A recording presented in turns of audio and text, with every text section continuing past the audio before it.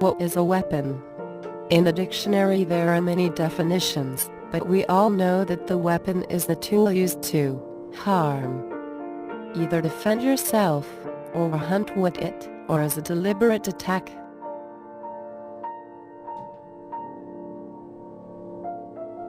The weapons were a great help for the survival of the human species, because they were used for hunting, so the primitive man's living was easier.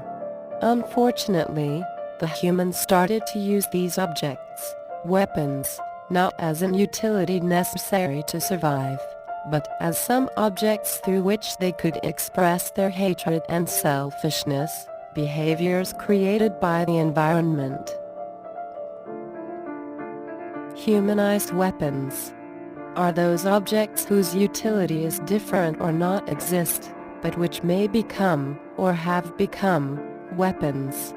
We're talking about knives, blades, beat, absolutely anything that can be used as a weapon, and because of that, those objects are called humanized, because only the human can animate them and transform into weapons.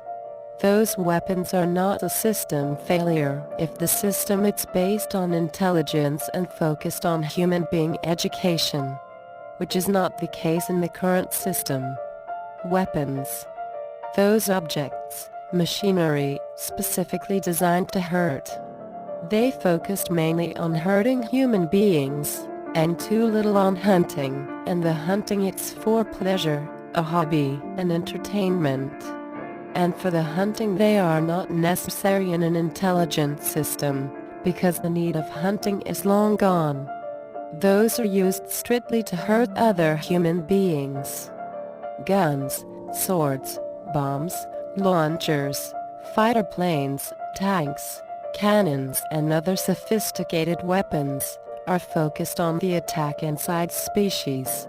People in charge of weapons business have invented a new term, self-defense weapons, but they forgot that, for the self-defense weapons to exist, they need the other ones, pure weapons. In fact, they're all weapons, it only matters the intention of using them. Instead of eliminating those weapons, they invented others for self-defense. People had the nerve to create so-called national arms, weapons of mass destruction. Those are weapons designed for countries, for the potential conflicts between them. And they continue to invest huge sums, even the largest, in the development of these objects, machines. How can you create such weapons when we share the same planet? Today, America has 300 submarines. Each one, not according to me, according to the War Department, has more destructive power than all the wars in history, one submarine. Now, where can you go with that? What can you accomplish? But there's a place for particular senators and government officials. They built a place under a mountain for them to go to in case of nuclear war. Well, there's 6 months' supply of food, water, all the necessities of life. What do you come out to? You ever think of that? A burnt-out, radioactive, wasted area? How stupid can you be? All laws come into existence because of scarcity. When there's scarcity of water, people will steal it, remove it, if not for themselves, for their children. So, all the laws in the world, but if you don't want people to steal water, you build an electric fence around the water. See? And this is the way you say, you don't need to put up a sign, don't steal water. But those people will die. So we don't want to do that. We don't want to build a fence around our country, say, this is the greatest country in the world, we're going to keep it that way. We depend on other countries. If we live to ourselves, I can assure you, we'll die of ourselves. Because if the Russians do nuclear testing and they dump radioactive stuff into the sea, or the Japanese, the world is one big place and the air moves around and the waters move. Therefore, living to yourself, your little isolated colony, your little culture that you want to build, your your little city that you want to build of people with like-mindedness. All of that has no basis for survival.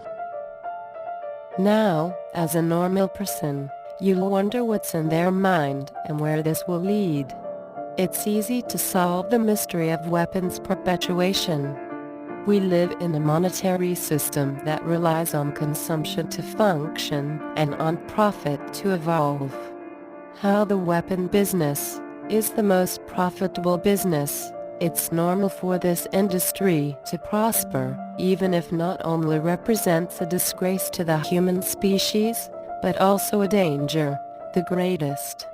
An intelligent system would take back any weapon, and would invent some strictly to protect the human race in case of alien invasion, although, if such war would occur, we would have no chance, thinking that the attacking alien species should have a much more advanced technology, since they've succeeded to visit our planet.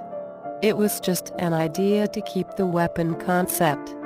When man is educated and has access to abundance, food, comfort, technology, without the need for obedience, which is possible, then he would not need weapons, and the humanized weapons would not have reasons to be animated by some intelligent beings, without reason to attack. Instead of producing these weapons, that have filled the planet by their number, and all the damage that have done, it would be better to produce technology, machines, that can save man from any work, from the desire to steal, to commit murders. Instead of creating weapons of mass destruction, you can create weapons of mass creation. Wars represents the playing with the guns. Ask yourself, when two or more countries are at war, who took this decision to kill each other? Have you voted for that? And, after all, the countries are some imaginary delimitations. If I am in one of these countries, and I am in danger, who's to blame? Who decided to declare war to a country? Does they understand what a country is? Who are those individuals that take action on behalf of all? And more importantly, what are they solving through this brutal act? There have been many wars over time, which were the effects besides suffering and dead people. Ask yourself which is the war's purpose and why you don't have anything to say about that. War is a word which was invented when one territorial group of people took away other people's land. They used force and violence, and war was the media for doing that. You shot other people, stole their women and their resources for your own gain. And nations have been at war ever since man invented weapons. And as long as you invent weapons, you can have war. And war is the means of protecting everything you've stolen from others. No nation starts out very big. They start out smaller and take land away from other people.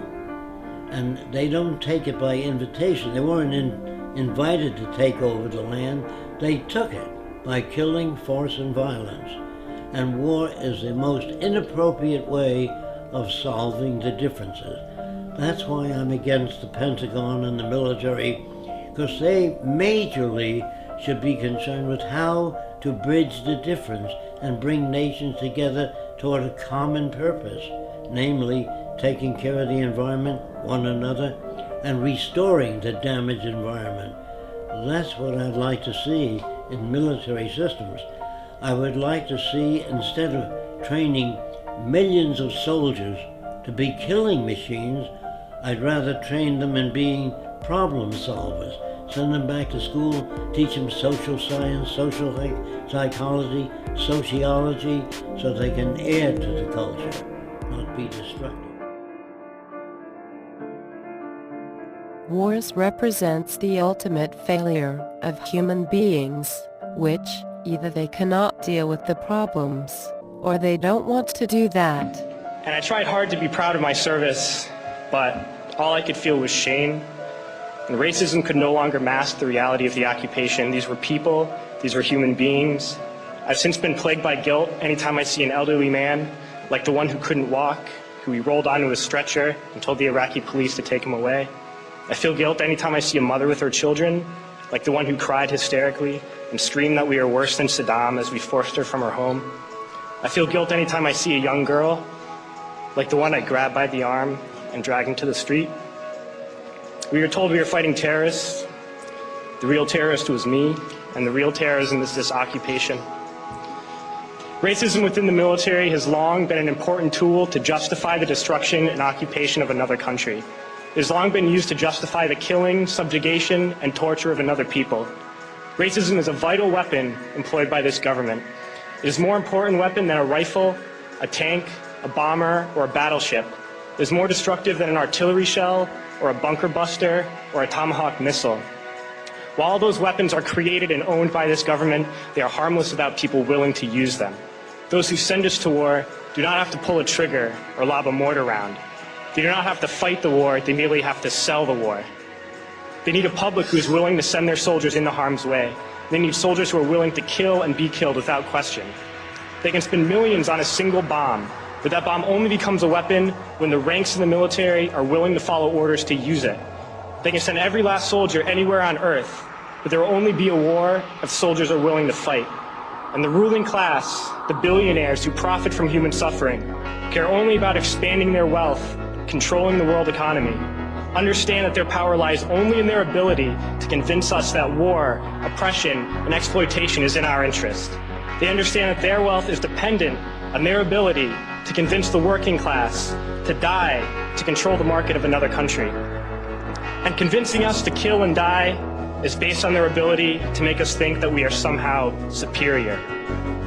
Soldiers, sailors, Marines, airmen have nothing to gain from this occupation.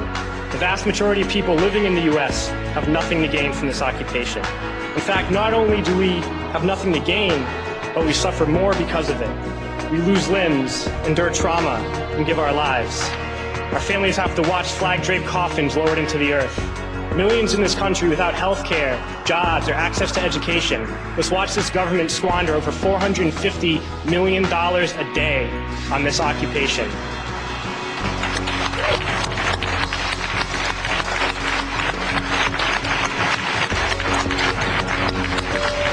Poor and working people in this country are sent to kill poor and working people in another country to make the rich richer. And without racism, soldiers would realize that they have more in common with the Iraqi people than they do with the billionaires who send us to war.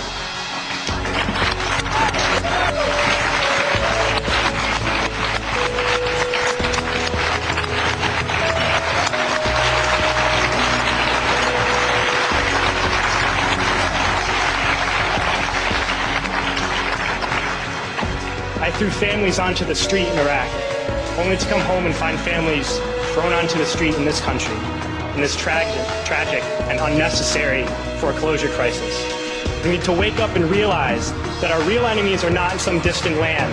They're not people whose names we don't know and cultures we don't understand. The enemy is people we know very well and people we can identify. The enemy is a system that wages war when it's profitable. The enemy is the CEOs who lay us off from our jobs when it's profitable. It's the insurance companies who deny us health care when it's profitable. It's the banks who take away our homes when it's profitable. Our enemy is not 5,000 miles away. They are right here at home. If we organize and fight with our sisters and brothers, we can stop this war, we can stop this government, and we can create a better world.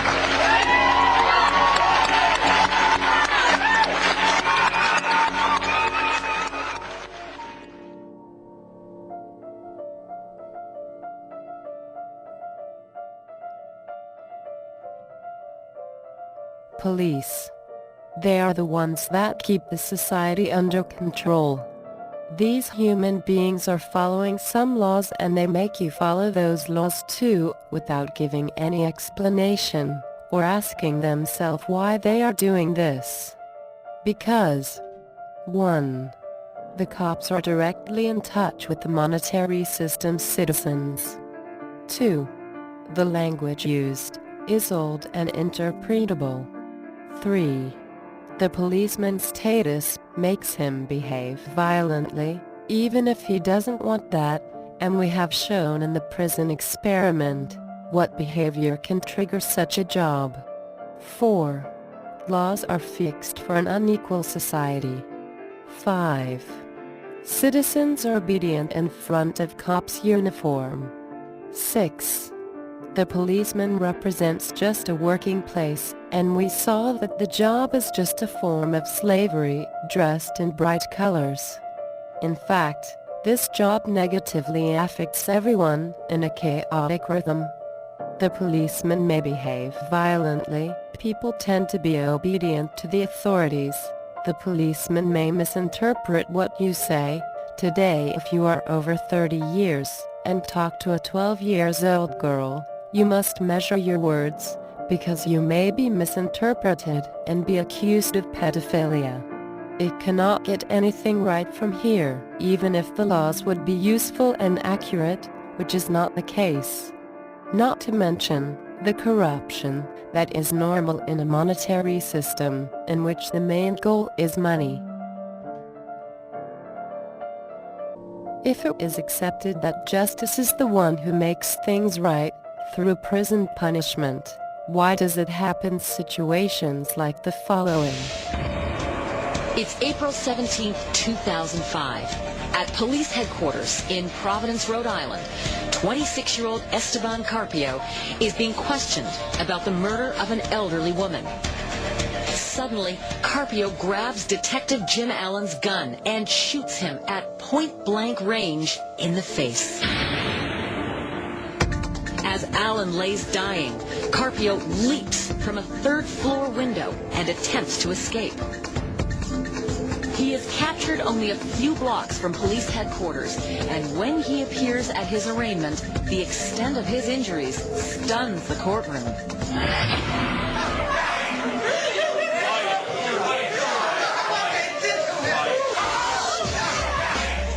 I was horrified when I saw this kid walk into the courtroom. I mean, I've seen those masks used before to keep people from spitting or biting the officers that are guarding them, but this wasn't for that. That's not the norm. You never see people come in with the mask. It's very rare. Whatever he might have done, whatever he was charged with, whatever the accusation, the mask is dehumanizing. It makes him look like an animal.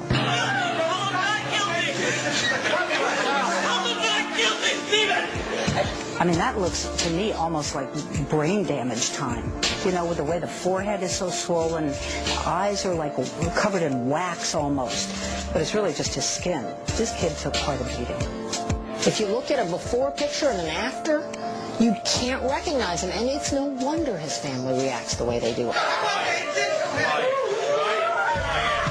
And it was very obvious that the reason why I was wearing that is because the cops decided to take justice into their own hands before he ever entered the courtroom. Police brutality! An investigation conducted by the FBI cleared police of any wrongdoing. The fact is, if you're adjudged to be a bad enough person, law enforcement has great latitude as to what sort of summary punishment they're going to inflict upon. And do not forget that increasingly more private companies employ people as a personal police or private security to protect personal rights or laws of that company. Okay, just one more time. In central London, we're outside the Shell headquarters, the British headquarters of Shell. And even before I started filming, the private security were very adamant that no filming would be allowed. So it's just one more example of a man standing on very public property with a camera, just being told what to do. And it's just that it starts to grate me, but they're only following orders. But what orders are they following?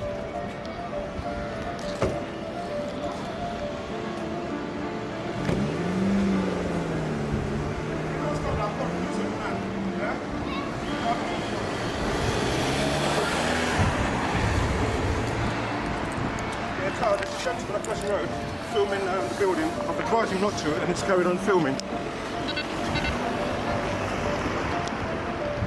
thing is, we're in a public area. I don't give a shit, mate. You're not allowed, yeah? I advise you, you're not allowed to film the thing. Did you just swear at me? You just stood there and said, when I told you, you're not allowed, yeah? Yeah. You just stood there and said, I'm doing it. I don't give a damn, I'm doing it, yeah? No, I advise didn't say I don't give a damn, did I? No, well, you got it yourself, you film it, yeah? Yeah, the thing is, though, I'm a public area. Well, stand there and Are you a policeman yourself, sir? If I was a policeman, I would have arrested you. I'm not a policeman. You would have arrested me? Yeah, if I was... Under what charge? What would you have arrested me under? Just stay there for a minute. You've asked me to stay here. I'm not going to obey you.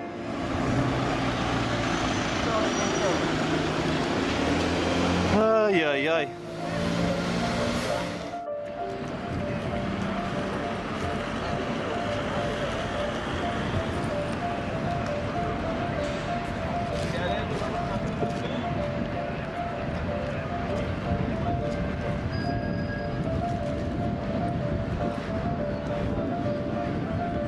I'm sure you all know this, but Shell is a big oil company, of course. And this is a public area, this is a public sidewalk. We're here by the, what's this thing called? The big wheel, the London Eye. And if you want to film the outside of a building in a public area in London, you're allowed to do so. You're fully allowed to do so. And my dad used to work for Shell. Not that that's relevant to anything, but what's also relevant is that even before I took my camera out, he was trying to tell me what to do. Anyway, that's one of those new Mayor of London bikes, sponsored by Barclays, of course. You can't have a nice bike scheme without it being sponsored by a big bank.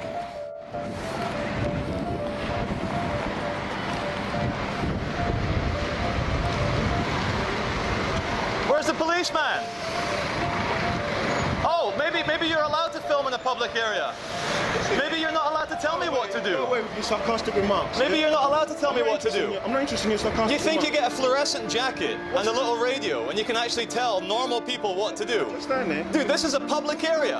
I'm in a public area. Why are you pointing the camera at me for? Because you told me not to and you've got no right to tell me what to do, have you? Have you? Come on, admit it. You've got no right to tell anyone what to do. Hi, sir. How are you? You do not have the right to tell normal people walking past what to film, do you? Hiya, how's it going? No, but he was shouting at me. I was across the street. I've been walking around London all... Anyway, I'm filming for my protection, for evidence. Walking around, my dad used to work for Shell. My dad's a harbour pilot. He used to park ships for Shell in Japan. I got my camera out to go, oh look, Shell headquarters. This man, you, started telling me what to do. I am a normal human being in a public area. I can film any building I want. And he threatened me with police. Do you realize how annoying it is to be told what to do by someone, a little jumped-up security officer in a fluorescent jacket? Hey, he was abusive to me. He was abusive to me. He swore at me twice. I've got it on video. So, like, but the thing is, he threatened me with arrest. Sorry? Do you want me to show me that? No, because it's like 10 minutes ago. But he threatened me with arrest. Anyway, this is all going to go on YouTube, because I have a YouTube channel.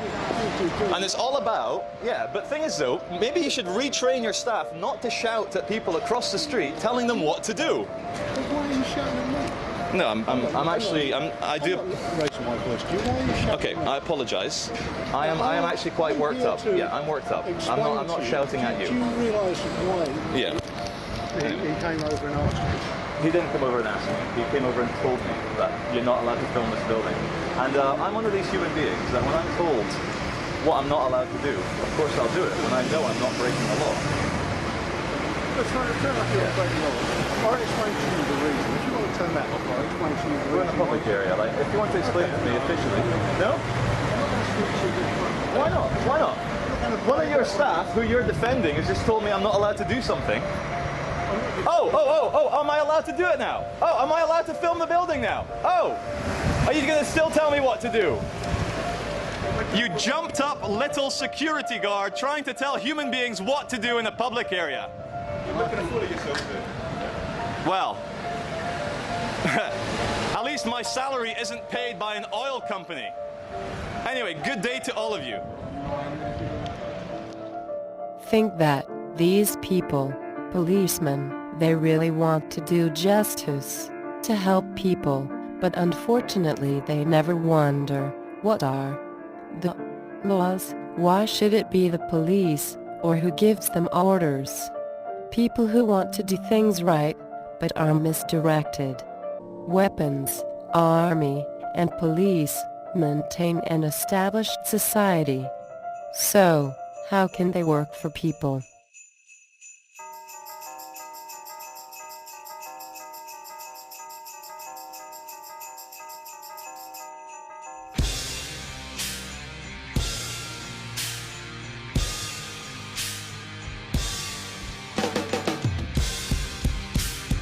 Weapons, army and police maintain an established society. So, this is against progress and evolution. As there are no bad people with bad intentions, but only a harmful environment that pushes them to such behavior, these organizations no longer have purpose if there is a right environment for all. Some people, organizations, that want to make so-called justice must work in a system in which is desired equality between people, in a system based on planet resources, in a system where goods and services abound, in a system based on proper education and free access to any information. Such organization that wants justice and progress must be armed with the ability to solve problems. So, there would be no need for weapons. Of course, in a society based on planet resources in which dominate the abundance of goods and services, leading directly to a more free and equal society, there would be no need for police, army, and weapons. In a society of educated people with no reason to commit any crime, for what would we need the police? Whose should be the army? And who would eliminate the weapons? So, the solutions would be proper education and abundance, leading to the needless of such weapons, army or police, but such a society is not compatible with the monetary system.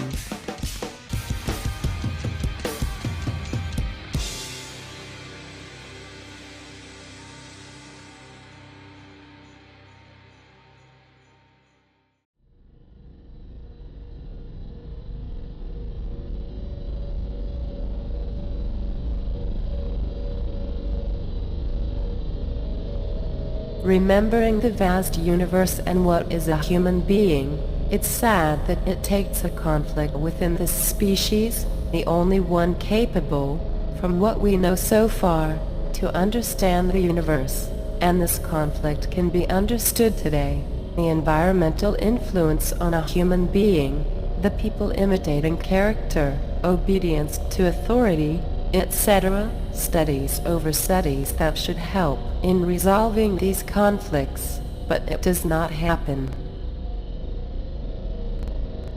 With so many scientific discoveries, and people still do not realize that they are all from the same species, and that they all live on the same planet.